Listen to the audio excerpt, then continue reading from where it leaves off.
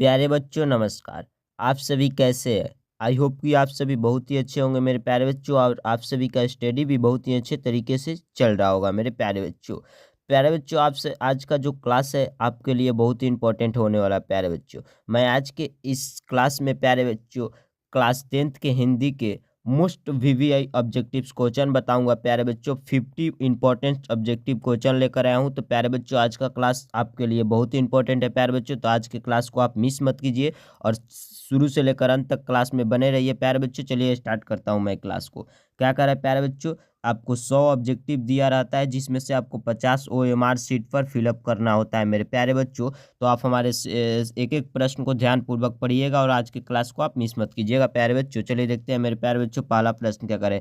आधुनिक सभ्य समाज आधुनिक सभ्य समाज श्रम विभाजन और जाति श्रम विभाजन को किस लिए आवश्यक मानता है मेरे प्यारे बच्चों। आधुनिक सभ्य समाज जो है श्रम विभाजन को किस लिए आवश्यक मानता है। श्रम विभाजन और जाति प्रथा एक पाठ है मेरे प्यारे बच्चों, जो कि हिंदी के पहला गद्य खंड का पाठ है, जिसका लेखक प्यारे बच्चों, तो प्यारे बच्चों आपका पाठ है हिंदी का गद्य खंड का पहला पाठ है, जिसका लेखक प्यारे बच्चों, उस पाठ के लेखक कौन है, डॉक्टर बाबा साहब भीमराव अम्बेडकर साहब है, जो कि श्रम विभाजन जाति प्रथा पाठ के लेखक है प्यारे बच्चों। तो उसी पाठ से यह क्वेश्चन है मेरे प्यारे बच्चों कि आधुनिक सभ्य समाज श्रम विभाजन को किस लिए आवश्यक मानता है मेरे प्यारे बच्चों। तो वह कार्यकुशलता के लिए आवश्यक मानता है। किस लिए आवश्यक मानता है मेरे प्यारे बच्चों, तो कार्यकुशलता के लिए। ऑप्शन ए वाला सही हो जाएगा, आप याद कर लीजिएगा मेरे प्यारे बच्चों। चलिए देखते हैं अगले प्रश्न को मेरे प्यारे बच्चों। अगला प्रश्न क्या करा है आप सभी के बीच, देखिए प्यारे बच्चों अगला प्रश्न आप सभी के बीच क्या करा है। अगला प्रश्न प्यारे बच्चों, श्रम विभाजन और जाति प्रथा निबंध किसके द्वारा लिखा गया है। बहुत ही प्रश्न इंपॉर्टेंट है प्यारे बच्चों। श्रम विभाजन और जाति प्रथा जो निबंध है, जो पाठ है, वह एक प्रकार का प्यारे बच्चों निबंध है, जो कि बाबा साहब भीमराव अम्बेडकर के द्वारा लिखा गया, यानी भीमराव अम्बेडकर हो जाएगा। चलिए देखते हैं अगले प्रश्न को मेरे प्यारे बच्चों। अगला प्रश्न क्या करें आप सभी के बीच, देखिए प्यारे बच्चों, विश्व के दांत कहानी में मोटर कार किसकी थी मेरे प्यारे बच्चों। विश्व के दांत जो कहानी है, इसमें मोटर कार किसकी थी मेरे प्यारे बच्चों, तो वह सेन साहब की मोटर कार थी। इस प्रश्न का ऑप्शन सी वाला सही हो जाएगा मेरे प्यारे बच्चों। चलिए देखते हैं अगले प्रश्न को मेरे प्यारे बच्चों। अगला प्रश्न क्या कह रहे हैं, सेन साहब की कितनी लड़कियां थी। बहुत ही इंपॉर्टेंट प्रश्न है मेरे प्यारे बच्चों। सेन साहब की कितनी लड़कियां थी, 5 लड़कियां थी। सेन साहब की कितनी लड़कियां थी प्यारे बच्चों, 5 लड़कियां थी। चलिए देखते हैं अगले प्रश्न को मेरे प्यारे बच्चों। अगला प्रश्न क्या करें, बहुत ही इंपॉर्टेंट प्रश्न है। दी कास्ट इन इंडिया किसके द्वारा लिखा गया है। दी कास्ट इन इंडिया किसके द्वारा लिखा गया प्यारे बच्चों, यह एक प्रकार का पुस्तक है, जिसके रचनाकार प्यारे बच्चों डॉक्टर भीमराव अम्बेडकर है, यानी बाबा साहब भीमराव अम्बेडकर हो जाएगा। चलिए देखते हैं अगले प्रश्न को मेरे प्यारे बच्चों। अगला प्रश्न क्या करें, देखिए विश्वविख्यात विद्वान मैक्स मूलर का जन्म कहाँ हुआ था। यानी मैक्स मूलर जो है प्यारे बच्चों एक प्रकार का विश्वविख्यात विद्वान था, जिनका जन्म प्यारे बच्चों आपका जर्मनी में हुआ था। यानी मैक्स मूलर का जन्म कहाँ हुआ था मेरे प्यारे बच्चों, जर्मनी में। चलिए देखते हैं अगले प्रश्न को मेरे प्यारे बच्चों। अगला प्रश्न क्या करें, देखिए मैक्स मूलर ने सर्वाधिक संपदा और प्राकृतिक सौंदर्य से परिपूर्ण देश किसे कहा है। मैक्स मूलर जो थे एक विश्वविख्यात वैज्ञानिक थे प्यारे बच्चों, उन्होंने सर्वाधिक संपदा और प्राकृतिक सौंदर्य से परिपूर्ण देश किसे कहा है प्यारे बच्चों, तो भारत को कहा है। किसे कहा है, भारत यानी इंडिया को। चलिए देखते हैं अगले प्रश्न को मेरे प्यारे बच्चों।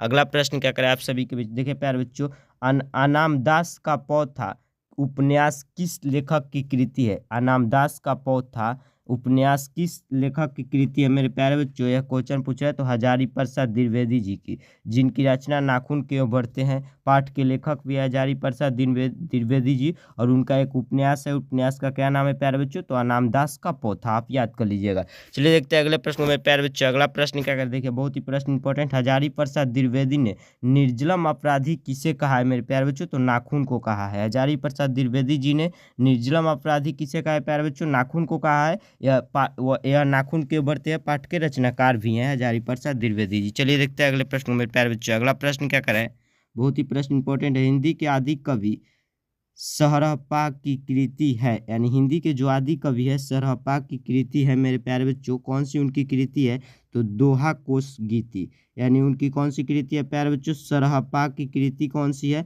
तो दोहा कोश गीति, आप याद कर लीजिएगा। चलिए देखते हैं अगले प्रश्न को मेरे प्यारे बच्चों। अगला प्रश्न क्या करें, बहुत ही इंपॉर्टेंट प्रश्न है। प्राचीन भारत के महान वैज्ञानिक किसकी रचना है। प्राचीन भारत के महान वैज्ञानिक प्यारे बच्चों किसकी रचना है, गुणांकन मूल्य की रचना है प्यारे बच्चों, जो कि नागरी लिपि पाठ के लेखक भी हैं। प्राचीन भारत के महान वैज्ञानिक किसकी रचना है, तो गुणांकन मूल्य के, और यह एक नागरी लिपि पाठ है हिंदी का, उसके लेखक भी है। नागरी लिपि पाठ के लेखक गुणांकन मूल्य है, आप जरूर याद कीजिएगा मेरे प्यारे बच्चों।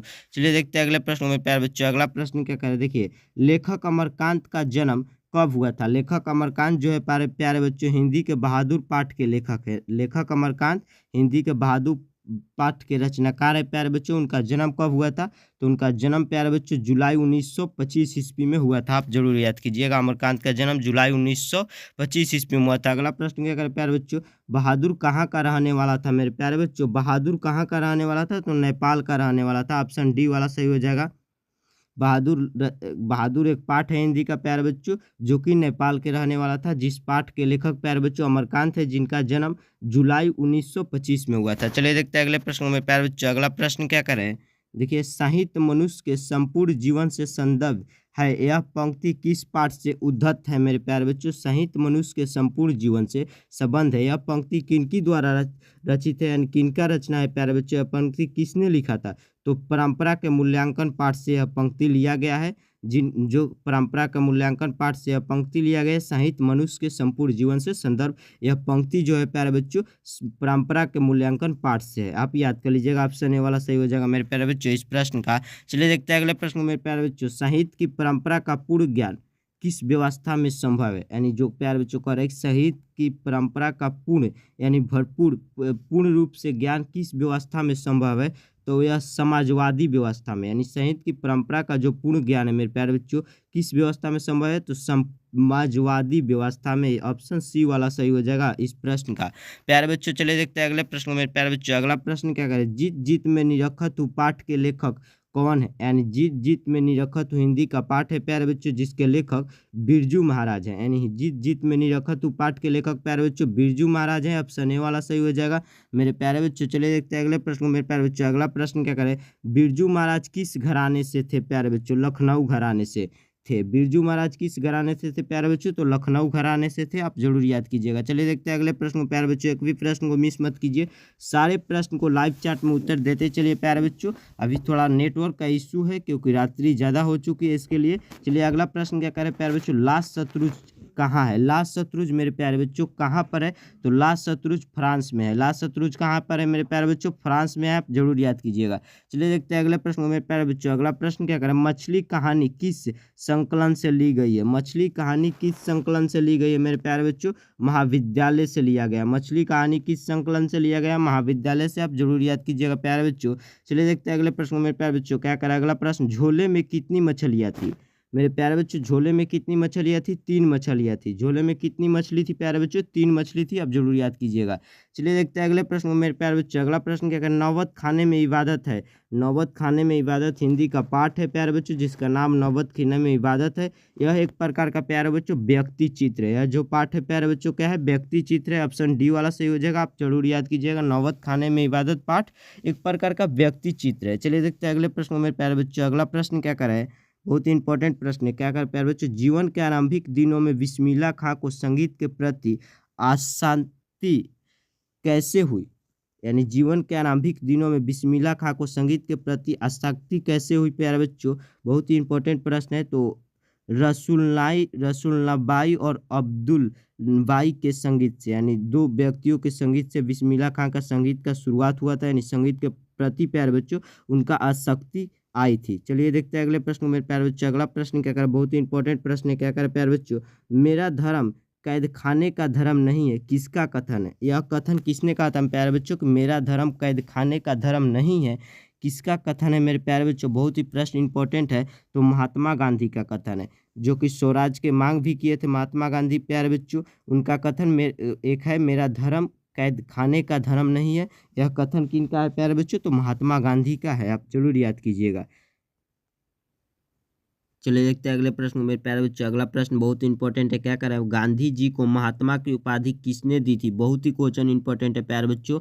गांधी जी को, यानी महात्मा गांधी जिनका नाम है, उनको गांधी जी को महात्मा की उपाधि किसने दिया था प्यारे बच्चों? महात्मा की उपाधि उनको रविन्द्रनाथ टैगोर ने दिया था। यानी गांधी जी को महात्मा की उपाधि रविन्द्रनाथ टैगोर ने दिया था, यानी टैगोर ने दिया था। ऑप्शन सी वाला सही हो जाएगा मेरे प्यारे बच्चों इस प्रश्न का। चलिए देखते हैं अगले प्रश्न को मेरे प्यारे बच्चों। अगला प्रश्न क्या है? दक्षिण अफ्रीका से गांधी जी भारत कब लौटे? दक्षिण अफ्रीका से गांधी जी यानी महात्मा गांधी भारत कब लौटे थे मेरे प्यारे बच्चों?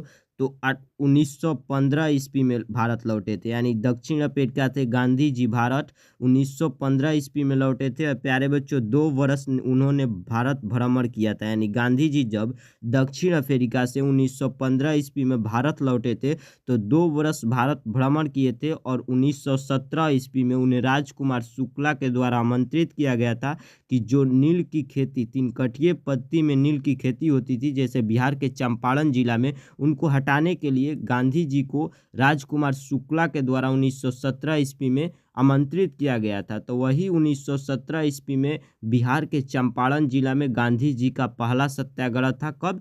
तो 1917 ईस्वी में दक्षिण अफ्रीका से लौटने के बाद, वो भी बिहार के चंपारण जिले में तीनकठिए नील की खेती होती थी उसको हटाने के लिए। आप इसे जरूर याद कीजिएगा। गांधी जी जब दक्षिण अफ्रीका से लौटे थे तो उनका पहला सत्याग्रह 1917 ईस्वी में था बिहार के चंपारण जिले में नील की तीनकठिए पत्ती पर जो खेती होती थी। इन्हें राजकुमार शुक्ला के द्वारा प्यारे बच्चों आमंत्रित किया गया था उससे हटाने के लिए। आप जरूर याद कीजिएगा। प्रश्न पूछ सकता है कि गांधी जी के द्वारा दक्षिण अफ्रीका से लौटने के बाद पहला सत्याग्रह कब हुआ था प्यारे बच्चों? तो 1917 ईस्वी में बिहार के चंपारण जिले में, यानी जिसे चंपारण सत्याग्रह के नाम से जाना जाता है। आप जरूर याद कीजिएगा 1917 ईस्वी में। और दक्षिण अफ्रीका से गांधी जी भारत कब लौटे थे? तो 1915 ईस्वी में। आप जरूर याद कीजिएगा। चलिए देखते हैं अगले प्रश्न में मेरे प्यारे बच्चों। अगला प्रश्न क्या कह रहा है? बहुत ही इंपॉर्टेंट प्रश्न है। अगला प्रश्न क्या करे? गायक का संधि विच्छेद है। यानी प्यारे बच्चों गायक का संधि विच्छेद क्या होगा? गे प्लस एक अंक, गे प्लस अक हो जाएगा। इस प्रश्न का ऑप्शन सी वाला सही हो जाएगा मेरे प्यारे बच्चों।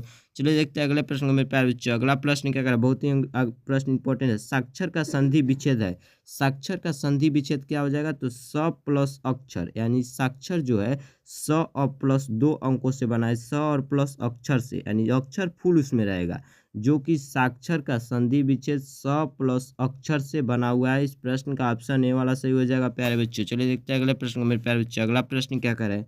अनुज शब्द में उपसर्ग है। अनुज शब्द में उपसर्ग है मेरे प्यारे बच्चों अनु। अनुज शब्द में उस उपसर्ग कौन सी है? तो अनु उपसर्ग है। आप जरूर याद कीजिएगा। प्रश्न का ऑप्शन डी वाला सही हो जाएगा मेरे प्यारे बच्चों। चलिए देखते हैं अगले प्रश्न को मेरे प्यारे बच्चों। प का उच्चारण स्थान है, यानी जो प हम कह रहे हैं उसका उच्चारण स्थान प्यारे बच्चों ओठ से है। यानी प जब हम कहेंगे तो उसका उच्चारण ओठ से होता है प्यारे बच्चों। ऑप्शन सी वाला सही हो जाएगा। आप देख लीजिएगा। चलिए देखते हैं अगले प्रश्न को मेरे प्यारे बच्चों। अगला प्रश्न क्या कर रहा है? बहुत ही इंपॉर्टेंट प्रश्न है। संज्ञा के भेद नहीं है। इनमें से कौन संज्ञा के भेद नहीं है प्यारे बच्चों? तो समूहवाचक नहीं है प्यारे बच्चों। अब बताइए इनमें से कौन संज्ञा के भेद नहीं है? आप कमेंट बॉक्स में बताइए। संबंधवाचक जो है प्यारे बच्चों एक प्रकार की संज्ञा का भेद नहीं है। संबंधवाचक संज्ञा का भेद नहीं होता है। इस जातिवाचक संज्ञा का भेद है, व्यक्तिवाचक संज्ञा का भेद, समूहवाचक संज्ञा का भेद है प्यारे बच्चों, लेकिन संबंधवाचक जो है संज्ञा का भेद नहीं होता है। ऑप्शन इस प्रश्न का ऑप्शन डी सही हो जाएगा मेरे प्यारे बच्चों। चलिए देखते हैं अगले प्रश्न को मेरे प्यारे बच्चों। अगला प्रश्न क्या करे?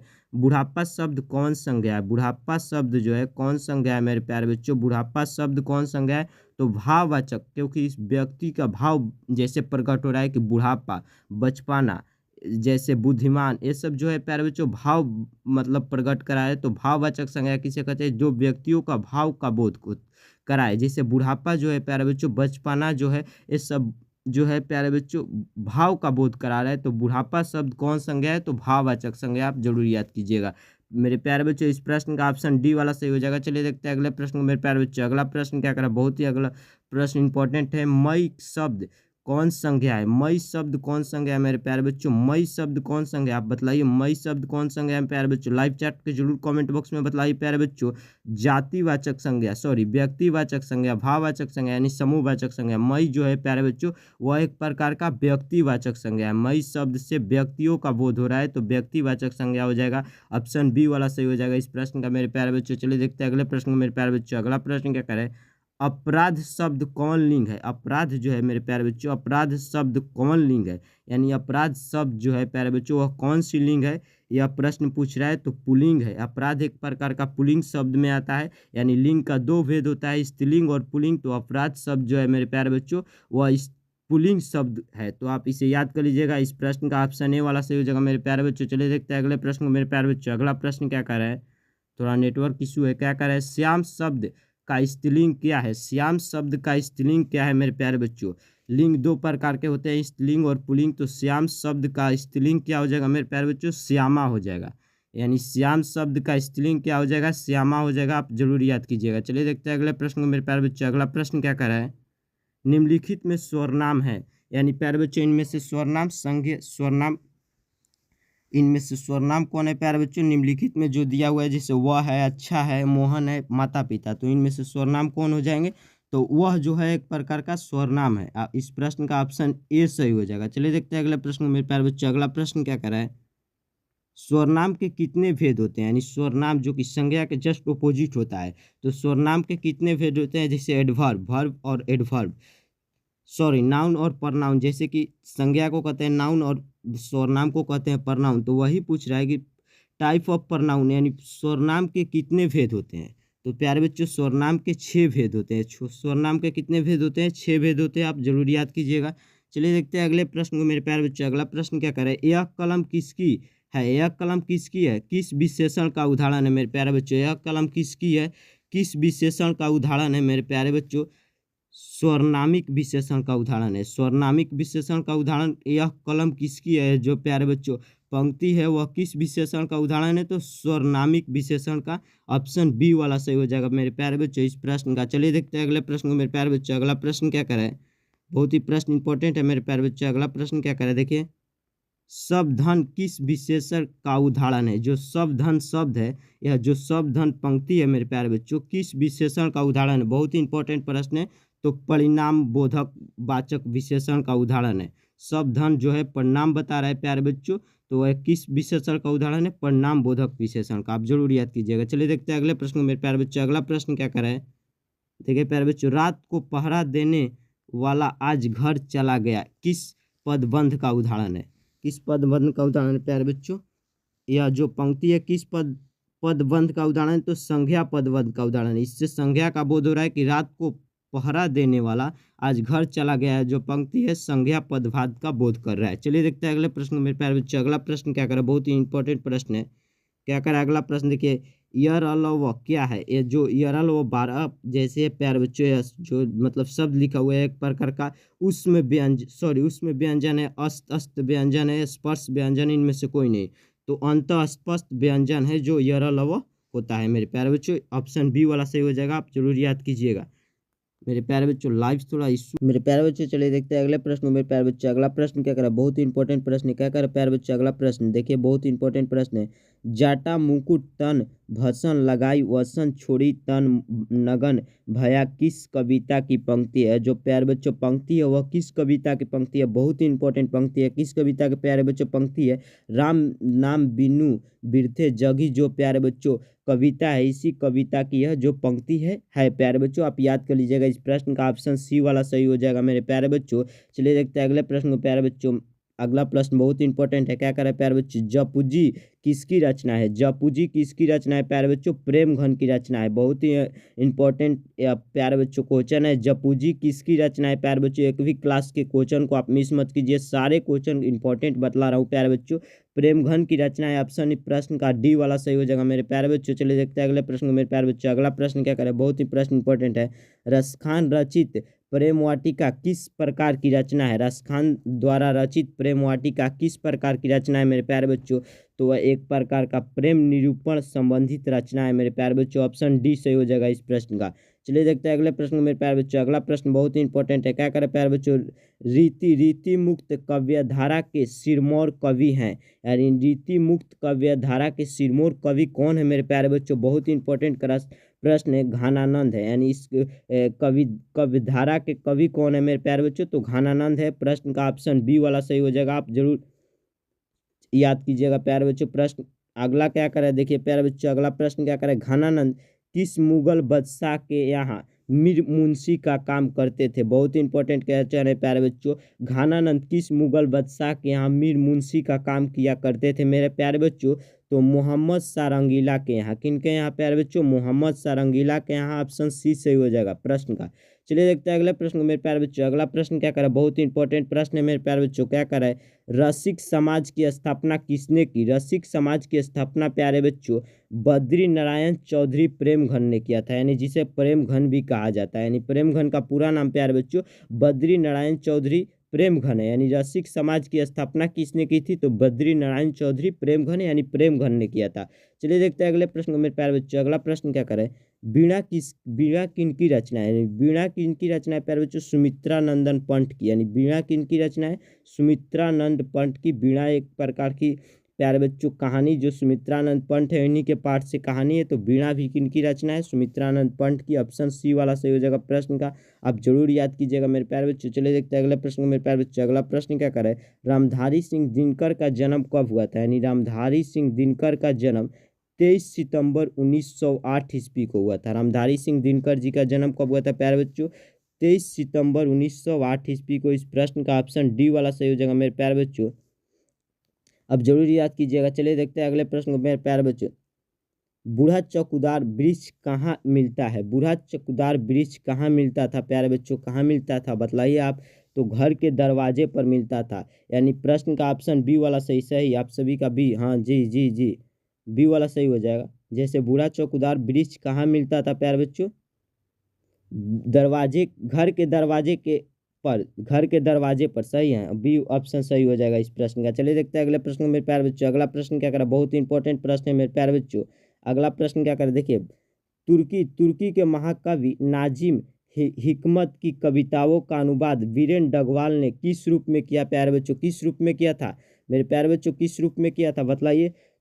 किस रूप में किया था मेरे प्यारे बच्चों? पहल पुस्तिका के रूप में किया था। पहल पुस्तिका के रूप में किया था मेरे प्यारे बच्चों। जो कि तुर्की के महाकवि कौन थे? नाजिम हिकमत थे। उन्होंने कविताओं का अनुवाद, वीरेंद्र डगवाल ने उनके कविताओं का अनुवाद किस रूप में किया था? तो पहल पुस्तिका के रूप में किया था मेरे प्यारे बच्चों। ऑप्शन सी वाला सही हो जाएगा प्रश्न का।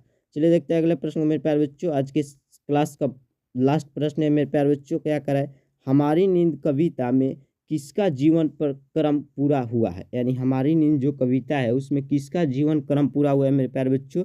किसका जीवन क्रम पूरा हुआ है? तो मधुमक्खी का जीवन क्रम पूरा हुआ है। बहुत इंपॉर्टेंट प्रश्न है, ऑप्शन सी वाला सही हो जाएगा मेरे प्यारे बच्चों।